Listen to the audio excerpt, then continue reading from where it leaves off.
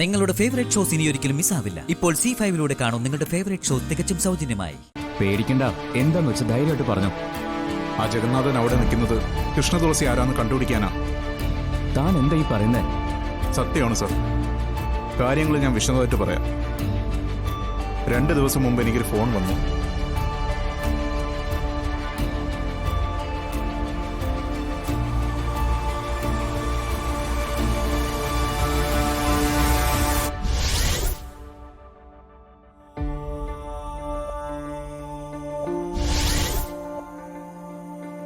കൃഷ്ണതുളസി ആരാന്ന് അയാൾക്ക് കണ്ടുപിടിക്കണം. അതിന് പുറകിൽ എന്തോ ലക്ഷ്യമുണ്ട്. വേറെ ആരൊക്കെ അയാളുടെ പുറകിലുണ്ട് സാർ. ക്രൂരനാണ് ആ ജഗന്നാഥൻ.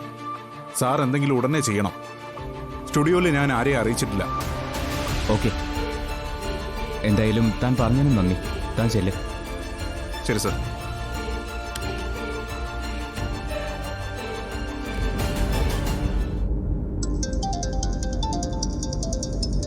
വിവേക് വിളിക്കുന്നു. എടുക്ക്, ഉടനെ എത്താന്ന് പറ. ഞങ്ങൾ എത്താറായി. നിക്ക്, വരണ്ട, വണ്ടി ഒതുക്കാൻ പറ.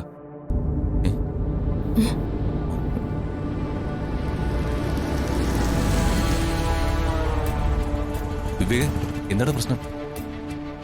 എന്താടാ അങ്ങോട്ട് വരണ്ടെന്ന് പറഞ്ഞ?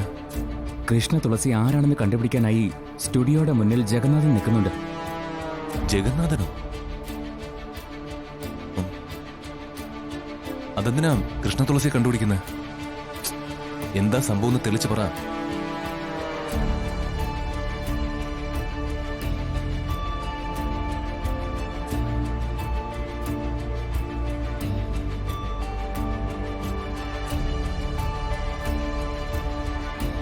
ഓ, അങ്ങനെയാണല്ലേ കാര്യങ്ങൾ.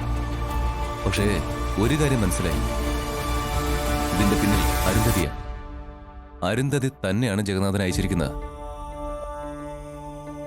വിസ്മയുടെ ശബ്ദം പോലെ മറ്റൊരു ശബ്ദം വന്നിരിക്കുന്നു. ശ്യാമയാണോന്ന് സംശയം കാണും.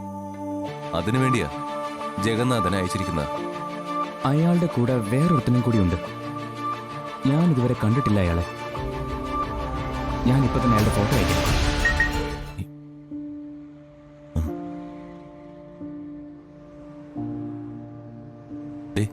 ഇതാണ് SI ജയേഷ്.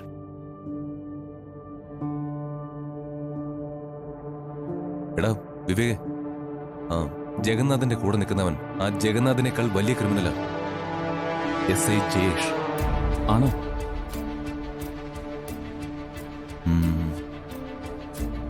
എന്തായാലും ഈ സിറ്റുവേഷൻ നമുക്കൊന്ന് തിരിച്ചുവിട്ടാലോ? മനസ്സിലായില്ല. അതായത് കൃഷ്ണ തുളസിയാണെന്ന് പറഞ്ഞ് നമ്മൾ വേറൊരു പെൺകുട്ടിയെ അവിടെ കൊണ്ടുവരുന്നു. ജഗന്നാഥനും ജയേഷും അതാണ് കൃഷ്ണ തുളസിയെന്ന് തെറ്റിദ്ധരിക്കുന്നു. ശ്യാമയുടെ ഒരു വലിയ തടസ്സം മാറി കിട്ടും. Super idea. താൻ ഒന്നുകൊണ്ട് വിഷമിക്കണ്ട. എന്റെ ഒരു കസിൻ ഉണ്ട്, ചാരുമള. ഞാൻ ചാരുമള ഇപ്പൊ തന്നെ വിളിച്ചു വരുത്താം. ബാക്കി ഞാനും ചാരുമളയും കൂടി നോക്കിക്കോളാം. നിങ്ങൾ വിട്ടോ. പാട്ട് അടുത്ത ദിവസം എടുക്കാം. ശരിതാ, ഓക്കെ. ഡൗൺലോഡ് ചെയ്യൂ C5 ആപ്പ്. കാണൂ എല്ലാ എപ്പിസോഡുകളും സൗജന്യമായി.